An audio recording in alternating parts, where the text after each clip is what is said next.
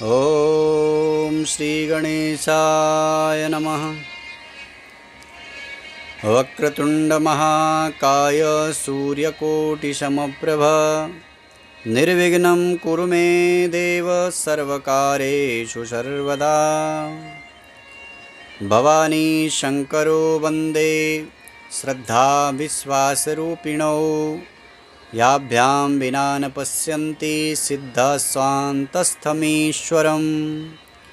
रामाय रामभद्राय रामचन्द्राय वेदसे रघुनाथाय नाथाय सीताया पतये नमः। या देवी सर्वभूतेषु मातृरूपेण संस्थिता नमस्तस्यै नमस्तस्यै नमस्तस्यै नमो नमः। रामाय रामभद्राय रामचन्द्राय वेदसे रघुनाथाय नाथाय सीताया पतये नमः। सच्चिदानन्दरूपाय विश्वोत्पत्त्यादिहेतवे तापत्रयविनाशाय श्रीकृष्णाय वयं नुमः। वंशी विभूषितकरा नवनीरदाभात् पीताम्बरादरुणबिम्बफलादरुष्टात् पूर्णेन्दुसुन्दरमुखादरविन्दनेत्रात् कृष्णात् परं किमपि तत्त्वमहं न जाने। भक्तिभक्त भगवंत गुरु चतुरनाम बपु एक इनके पग वंदन किए नासत विघ्नने। जय जय श्री राधारमण जय जय नवल किशोर जय गोपी चित चोर प्रभु जय जय माखन चोर। बालकृष्ण भगवान की जय, बद्री विशाल भगवान की जय, केदारेश्वर भगवान की जय, गंगा मैया की जय, यमुना मैया की जय, श्री पुरुषोत्तम भगवान की जय, शंकर भगवान की जय, व्यासी महाराज की जय, हनुमान जी महाराज की जय। परम करुणामय, परम दयालु, परम कृपालु, भक्तवांछा कल्पतरु भगवान पुरुषोत्तम की महते कृपा से इस पावन पवित्र पुरुषोत्तम मास के अवसर पे हम सब भगवान पुरुषोत्तम की पावन कथा यूट्यूब, फेसबुक, व्हाट्सएप के माध्यम से अपने घरों में बैठ कर के इस दिव्य पुरुषोत्तम मास के अवसर पर भगवान की कथाओं को श्रवण करके अपने को, अपने परिवार को और अपने जीवन को धन्य कर रहे हैं। बंधुओं, जीवन का परम लाभ है भगवान की कथा श्रवण करना, भगवान का भजन करना, भगवान का जप करना, यज्ञ करना और ईश्वर को याद करना। ये जीवन का परम लाभ है। जीवन का यही ध्येय होना चाहिए। हमारे जीवन का लक्ष्य यही है, जीवन का फल यही है। जीवन का अगर फल पूछा जाए कि पूरे जीवन का फल क्या है, तो फल यही है कि हमें भगवान की प्राप्ति हो जाए। आइए आज की कथा विषय को याद करें, स्मरण करें। उसके पूर्व कुछ देर भगवान के नाम का आश्रय करते हैं। श्री कृष्ण गोविंद हरे मुरारे, हे नाथ नारायण वासुदेव। श्री कृष्ण गोविंद हरे मुरारे, हे नाथ नारायण वासुदेव। हे नाथ नारायण वासुदेव, हे नाथ नारायण वासुदेव। श्री कृष्ण गोविंद हरे मुरारे, हे नाथ नारायण वासुदेव। बालकृष्ण लाल की। तो बंधुओं, हम सब पुरुषोत्तम मास की कथा के अंतर्गत कल तक हमने द्रौपदी के पूर्व चरित्र की कथा सुनी। उसी कथा के अंत में दृढ़धनवा की राजा की कथा पे सूत जी ने शौनकादि ऋषियों को छोड़ दिया और नारद को वो कथा सुना रहे हैं। ऋषियों ने पूछा, गुरुदेव, सूत सूत महाभाग बदनो बदतांबरः दृढ़धन्वा कथम प्राप पुरुषोत्तम सेवनात्। सौनकादि ऋषि ने पूछा, गुरुदेव दृढ़धनवा राजा ने कैसे इतना ऐश्वर्य सुख संपत्ति पुरुषोत्तम के सेवन से प्राप्त की, हम वो कथा सुनना चाहते हैं। सौराज्यम पुत्र पौत्रांदीन ललना च पतिव्रताम कथम च भगवान लोकमवाप योग दुर्लभम। कैसे राजा को, दृढ़धनवा को अनुकूल पत्नी मिली, कैसे दृढ़ राजा को इतना बड़ा राज्य मिला, और कैसे इतना सौभाग्य, इतनी समृद्धि राजा को प्राप्त हुई। गुरुदेव वो कथा हम सुनना चाहते हैं। और आपने बताया गुरुदेव अंत में पुरुषोत्तम के सेवन से वो पुरुषोत्तम लोक को चले गए, गोलोक को चले गए। ऐसा क्या भजन, ऐसा क्या तप, ऐसा क्या स्मरण किया राजा ने, हम ये कथा सुनना चाहते हैं। सूत जी बोले, ऋषियों ध्यान से सुनो, जो कथा नारायण ने नारद को सुनाई वही कथा मैं तुम्हें सुनाता हूँ। श्रीनारायण उवाच शृणुराजन् प्रवक्ष्येऽहं भूपस्य दृढधन्वनः कथां पुरातनीं रम्यां स्वर्धुनीमिव पाविनीं। भगवान कृष्ण युधिष्ठिर से कहते हैं, राजन ध्यान से सुनो, ये कथा पवित्र करने वाली है। जिसका जीवन मंगलमय होता है, जिसका जीवन पवित्र होता है बंधुओं, उसको स्मरण करने से, उसे याद करने से अपना जीवन भी पवित्र बनता है और अपना जीवन भी मंगलमय बनता है। किसको? जिसका जीवन मंगलमय होता है, उसे याद करने से। दुष्ट को याद करने से तो जीवन में दुष्टता ही आएगी, लेकिन जिसका चरित्र उत्तम होता है, जिसका जीवन उत्तम होता है, उसे याद करने से उसके गुण अपने अंदर आते हैं। इसलिए हमेशा अच्छाई याद करिए, अच्छे मनुष्यों को याद करिए, अच्छों का संग कीजिए, वही आपके अंदर भी उतरते चले जाएंगे। आसीद है यदि यस्य गुप्ता श्रीमान महीपति। है देश का एक राजा हुआ, जिस राजा का नाम है चित्रधर्मा। राजा बहुत सुंदर, चित्रधर्मा धीमान बुद्धिमान है, सत्य पराक्रम, सत्य का संग करने वाला है, सत्य का साथ देने वाला है, और राजा सत्य बोलता है। इतना ही नहीं, पराक्रमी है। तस्य पुत्रोति तेजस्वी दृढ़धन्वेति विश्रुतः।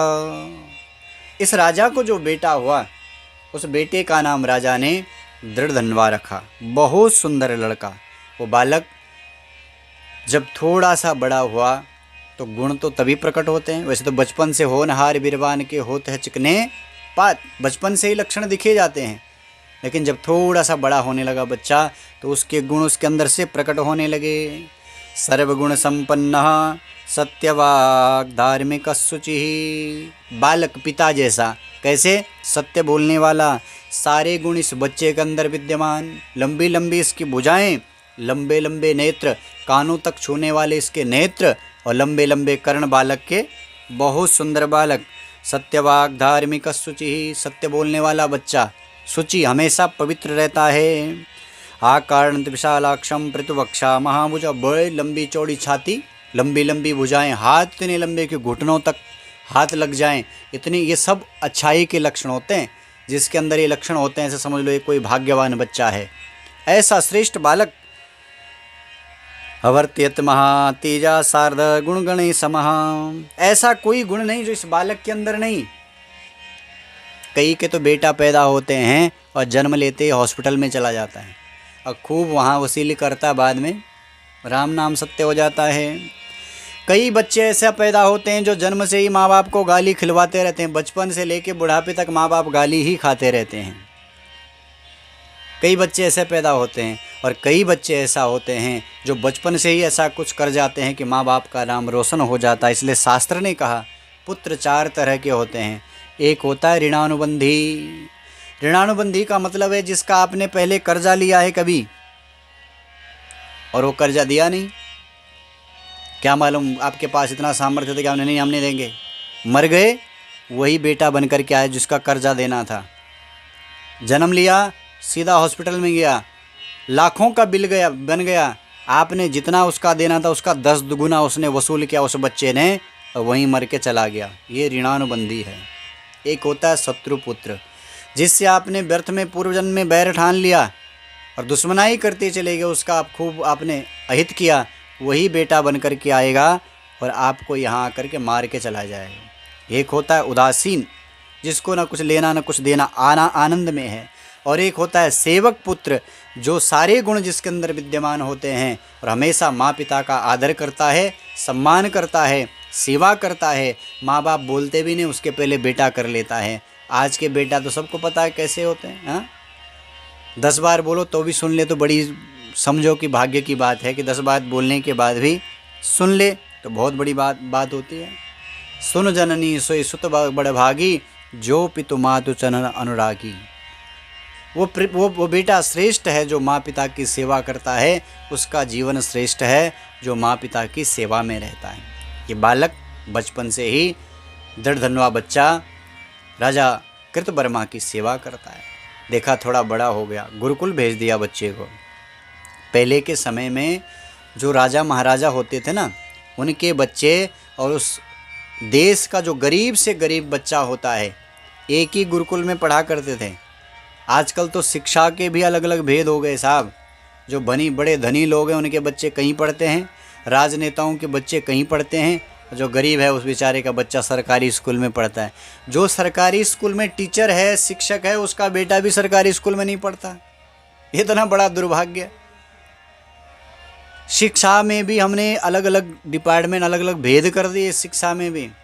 पर पहले ऐसे नहीं होता था। राजा का बेटा भी उसी गुरुकुल में पढ़ता था और उस देश के गरीब का बेटा भी एक ही गुरुकुल में पढ़ता था।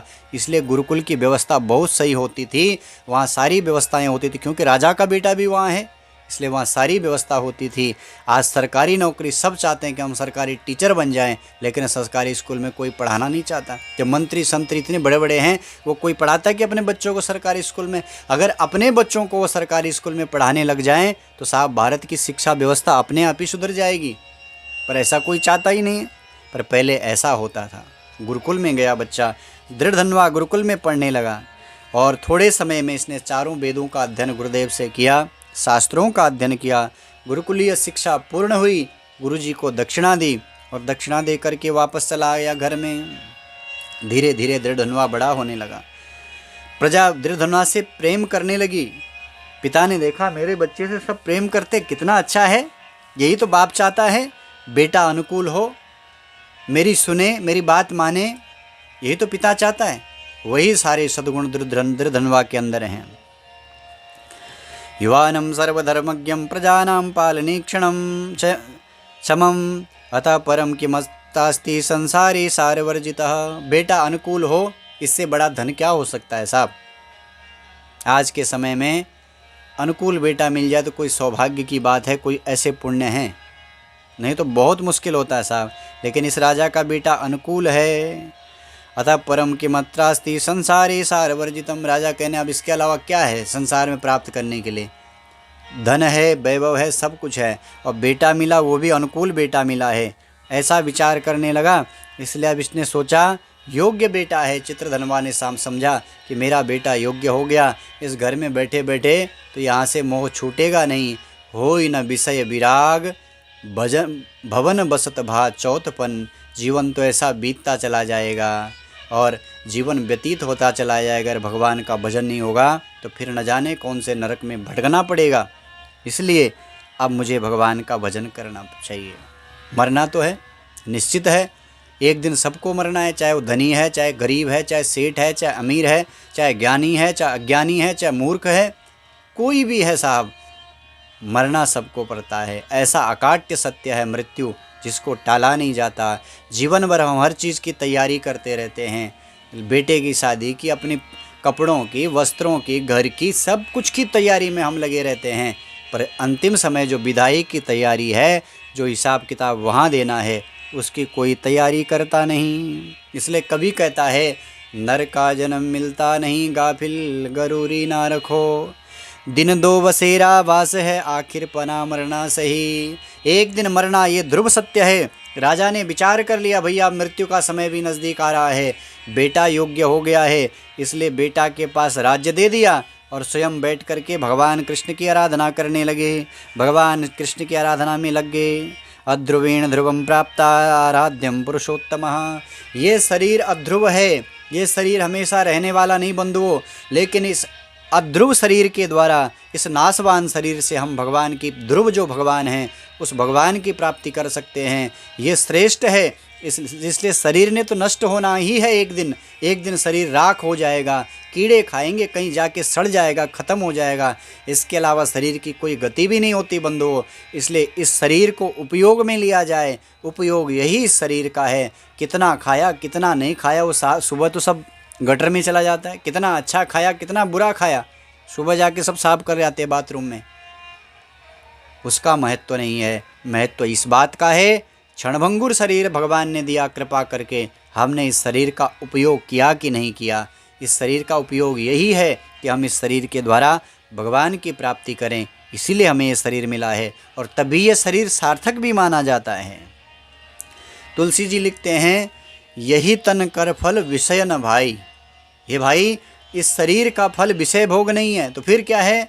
स्वर्ग स्वल्प अंत दुखदाई। किसी ने कहा स्वर्ग है, बोले नहीं, स्वर्ग भी नहीं। तो फिर क्या है? बोले स्वर्ग तो थोड़े समय के लिए, स्वर्ग स्वल्प, अल्प समय के लिए। स्वर्ग में आप तब तक रहते हैं जब तक आपके पुण्य रहते हैं। जिस दिन पुण्य क्षीण होते हैं उस दिन धरती पे पटक दिए जाते हो। इसलिए स्वर्ग भी नहीं। तो बोले इस शरीर का फल क्या है? बोले इस शरीर का फल केवल और केवल भगवान की प्राप्ति है कि भगवान के चरणों में सदा के लिए चले जाएं। इसलिए राजा चित्रवर्मा ने अपने बेटे दृढ़धनवा को राजा बनाया और स्वयं जाकर के भगवान की आराधना करने लगे। भगवान की आराधना करते करते उन्हें भगवत प्राप्ति हो गई। शरीर छूटा तो उनको भगवान का लोक मिला। धीरे धीरे समय व्यतीत होने लगा। अब बेटा राजा हो गया तो इसने विदर्भ राज की एक बेटी है जिसका नाम है गुण सुंदरी, उसके साथ में दृढ़धनवा की शादी हो गई। अब पत्नी भी बहुत अच्छी मिली, पत्नी भी अच्छी मिली। अगर पुण्य होते हैं, अच्छे कर्म होते हैं आपने किए हुए तो पत्नी भी अच्छी मिलती है। अच्छे कर्म आपने किए होते हैं तो बेटा अच्छा मिलता है। आपके अच्छे कर्म हैं तो आपकी बेटी भी अच्छी होगी। आपके अच्छे कर्म होंगे तो सब आपके साथ अच्छे मिलते चले जाएंगे। पर आपके कर्म ठीक नहीं तो बेटी अच्छी नहीं मिलेगी, बेटा अच्छा नहीं मिलेगा, पत्नी अच्छी नहीं मिलेगी, परिवार अच्छा नहीं मिलेगा। अगर अच्छा किया है तो ये सब अच्छे ही मिलने वाले हैं। इसलिए पत्नी बहुत सुंदर मिली। विदर्भ राज की बेटी रूपेणा प्रतिमा भुवि, बहुत सुंदर गुणवती, सारे गुण इस बेटी के अंदर। समय बीता, इसके 4 बेटे हुए राजा दृढ़धनवा के, और एक बेटी हुई पुत्रीम चारुमतिम नाम सर्वलक्षण संयुताम। जो बेटी है उसका नाम चारुमती है और जो बेटा है उसका नाम है चित्रवाक, चित्रवाहस्यो, चित्रवाक, चित्रबाहु, मणिमास, चित्रकुंडल। ये 4 बेटे हैं और चारुमती नाम की एक बेटी है। परिवार भी बहुत अच्छा मिला, चारों बेटे अनुकूल। बेटी बहुत सुंदर है, पिता के अनुकूल, माँ के अनुकूल, परिवार बड़ा सुंदर मिला। धन तो इतना पास था ही राजा का, पिता की भी संपत्ति थी, अपना भी गुणवान, ज्ञानी, सत्य बोलने वाला, इसलिए अपना भी खूब धन अर्जित किया। बेटे आए, 4 बेटे आए, चारों के चारों बेटे अनुकूल। बेटी आई, बेटी अनुकूल, पति आई, पति अनुकूल। अब इतना सब कुछ अनुकूल है। क्षमया पृथ्वी तुल्यो गांभीरो सागर उपमा। राजा के जो बेटे हैं सब क्षमावान हैं, गंभीर हैं। कैसे? सागर की तरह। पितामह सम साम्य, साम्य समता में पितामह ब्रह्मदेव के समान, और प्रसन्नता में गिरीश भगवान शंकर के समान। ये राजा बहुत सुंदर है। एक पत्नी व्रत धारण किया है, अपनी पत्नी के साथ रहता। जैसे भगवान राम एक पत्नी व्रत धारण किए हैं, वैसे इन्होंने भी एक पत्नी का व्रत धारण किया। उसी के साथ में रहे, सद्धर्म करते रहे। एक दिन राजा सोने के लिए बिस्तर में लेटा राजा बिस्तर में, रोज ही लेटता है, लेकिन एक दिन इसलिए कहा कि आज उसके मन में कुछ विचार आया। राजा के मन में आया कि मैंने ऐसे कोई पुण्य कर्म तो किया नहीं कभी। मैंने कोई पुण्य कर्म नहीं किया, न मैंने कोई दान किया, न कोई शुभ कर्म किया, न गंगा स्नान किया, न कोई यमुना स्नान किया, न मैं कोई जप किया, न कोई भजन किया, न कोई यज्ञ किया। ये सब नहीं किया, फिर भी मेरे जीवन में सुख है, समृद्धि है, वैभव है, पुत्र है, पुत्री है, पत्नी है, और ये सब मेरे अनुकूल हैं। ऐसा कौन सा पुण्य है जिस पुण्य के कारण मुझे ये सब कुछ मिला? अहोयम वैभवम केना पुण्येन महता भवत्। ऐसा कौन सा मैंने पुण्य किया जो इतना सारा वैभव, इतना सारा सुख मेरे जीवन में आया, जबकि मैंने तो कुछ भी नहीं किया। ये आया कैसे? ऐसे कौन सा कर्म है जिसके कारण ये सब मुझे मिला। ये विचार आया दृढ़धनवा राजा को बिस्तरे में पड़े पड़े। अपने को भी आता है कभी ऐसा? अपने को नहीं आता। हमको संसार की चिंता लगी रहती है, संसारी वस्तुओं की चिंता रहती है। हमने कभी ये नहीं सोचा कि हम भगवान ने हमें इतना सब कुछ दिया है। जब पूछो कैसे, ठीक है, लेकिन रोते रहेंगे बेटा ठीक नहीं, घर ठीक नहीं, परिवार ठीक नहीं, बहू ठीक नहीं, ये ठीक नहीं, वो ठीक नहीं। अरे तू तो ठीक है ना भाई। कभी विचार किया बिस्तर में बैठ कर के, भैया इतना सब कुछ भगवान ने दिया, हाथ सलामत दिए, पैर सलामत दिया, आंखें दी, पेट ठीक दिया, घर दिया, परिवार दिया, बच्चे दिए, कभी विचार किया? नहीं किया। यही इस कथा से हमें शिक्षा लेनी है कि हमें भी विचार करना है। तो भगवान ने हमको सब कुछ दिया है, ये कौन सा हमारा ऐसा पुण्य था जो बिन मांगे हमको सब कुछ मिल गया। आज राजा विचार किया, रात भर नींद नहीं आई, सुबह उठा, स्नान किया, नित्य का नियम संपादित किया। जो नित्य का नियम राजा का, भगवान के पूजन का जो भी नियम है, वो नित्य का नियम समाप्त किया। घोड़े पे बैठा और जंगल की ओर चल गया। सेना के साथ में जंगल में गया। इसने मृगया की राजा ने वहाँ पे दृढ़धनवा ने एक मृग दिखाई दिया, बाण खींच करके मृग को मारा। जब मृग को बाण लग गया तो मृग वहाँ जंगल में भाग गया आगे। चलते चलते चलते वो मृग तो कहीं गायब हो गया, पर राजा दृढ़धनवा अपनी सेना से विलग हो गया। सेना कहीं छूट गई, दृढ़धनवा कहीं छूट गया। प्यास लग गई, भूख लगने लगी, अब तो तड़पने लगा राजा। पीछे देखा तो सेना है नहीं, साथ में मृग भी नहीं मिला। पास में नदी दिखाई दी, घोड़े से उतर गया, घोड़े को जल पिलाया, स्वयं नदी में स्नान किया दृढ़धनवा ने और जल पीने लगा। जल पी करके देखा थोड़ा कहीं बैठा जाए। सामने पे बट का वृक्ष था, उस बट के वृक्ष के नीचे आ करके राजा दृढ़धनवा बैठ गया।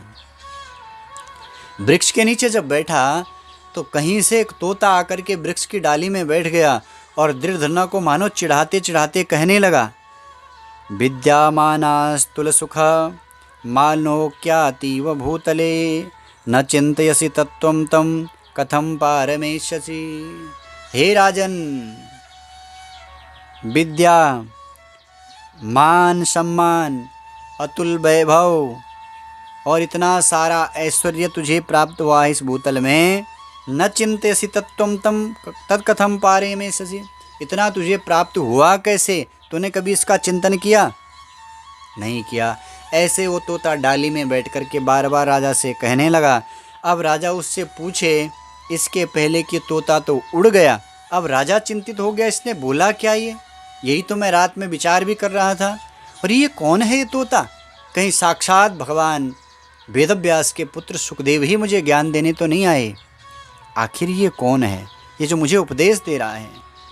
श्री कृष्ण सेवकम मूढ़म मग्नम संसार सागरे विष्णुरात्मिवो धर्तुम कृपया माम समागता। कहीं भगवान सुखदेव मेरा कल्याण करने के लिए तो मेरे पास में नहीं आए? इस तरह से राजा चिंतित होने लगा, चिंता करने लगा। इतने में राजा की सेना वहाँ पास में आ गई और राजा चिंतित हो गया कि ये बोला क्या इसने?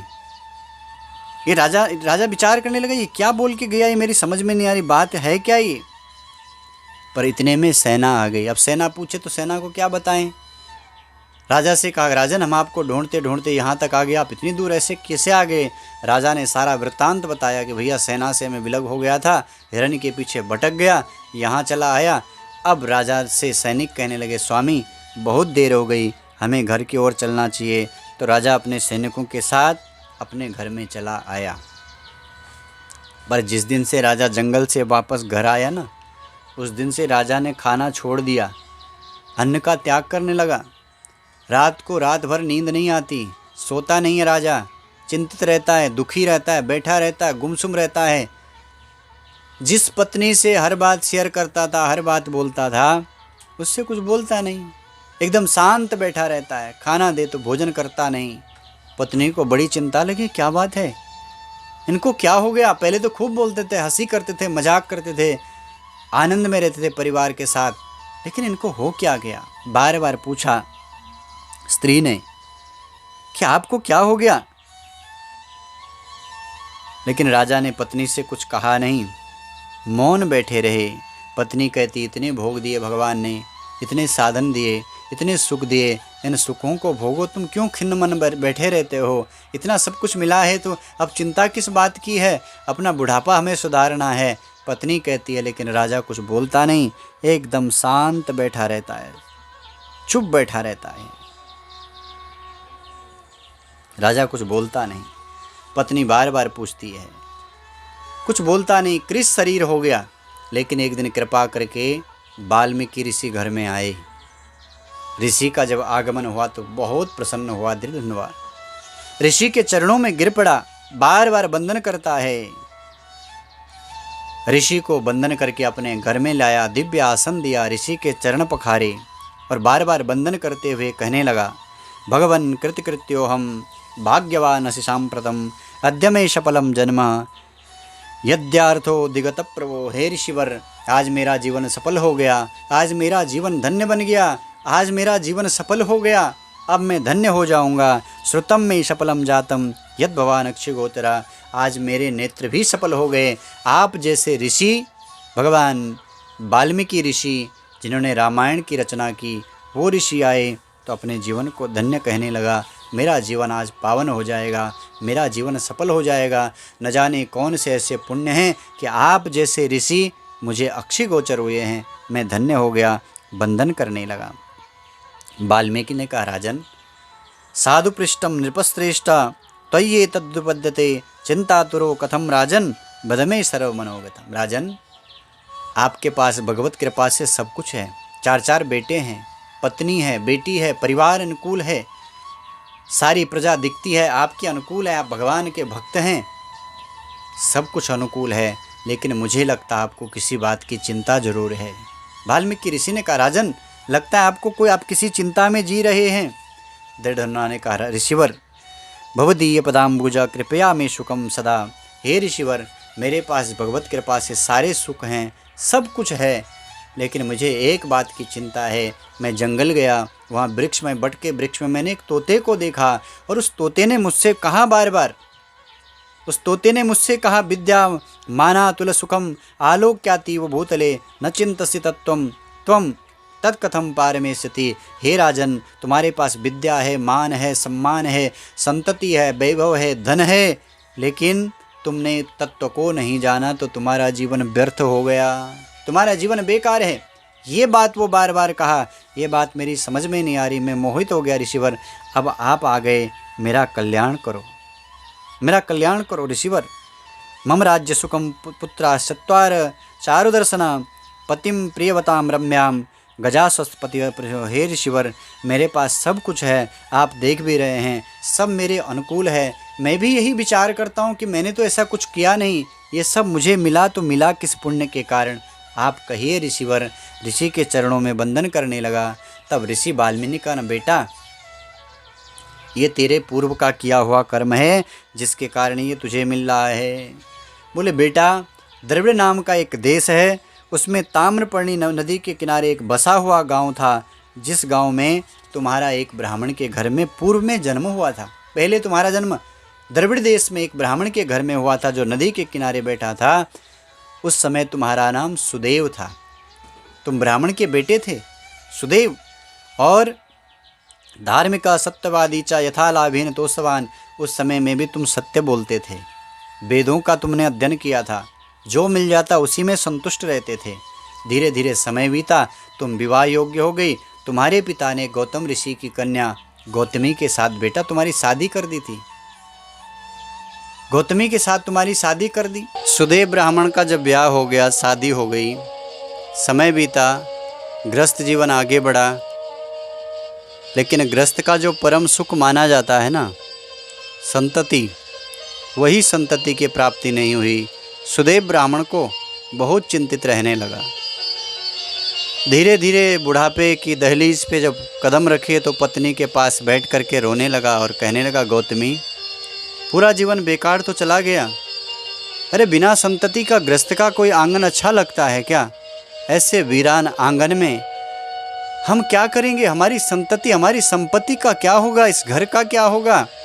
हमारी इतनी बड़ी वृत्ति, इतना मान, इतना सम्मान, इतनी प्रतिष्ठा, इसका क्या होगा देवी? रोने लगा। गौतमी ने कहा, स्वामी, चिंतित मत हो, हमारा भगवान है ना, ईश्वर है ना। और जिसके पास संतान हुई भी तो उनको कहाँ सुख मिला स्वामी। राजा अंग की संतान बेन इतना दुराचारी दुष्ट हुआ कि राजा को रात्रि में घर छोड़ करके भागना पड़ा। इतना ही नहीं स्वामी, चित्रकेतु को एक संतान मिली, कहाँ चित्रकेतु को सुख मिला। इसलिए सुख तो केवल प्रभु के भजन में है। और अगर संतान की हमें चाह भी है तो हमें भगवान की आराधना करनी चाहिए। अपने स्वामी को समझाया और फिर पति और पत्नी दोनों के दोनों वहाँ से चल पड़े। ताम्रपर्णी नाम की एक नदी है, उस नदी के तट पे आकर के दोनों के दोनों भगवान का भजन करने लगे।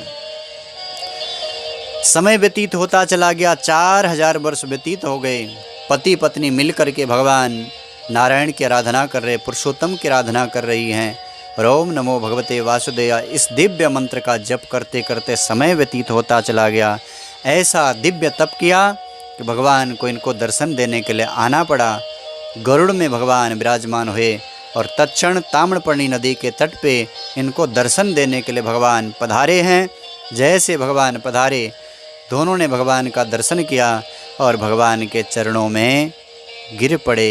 अब यहाँ से आगे की कथा बंधुओं हम कल के वीडियो में सुनेंगे। आप सबसे निवेदन करता चलूँ कि हमारे जो वीडियो आपके पास पुरुषोत्तम मास कथा के आ रहे हैं, इन वीडियोओं को अपने साथियों के साथ, अपने मित्रों के साथ, अपने परिवारीजनों के साथ शेयर कीजिए।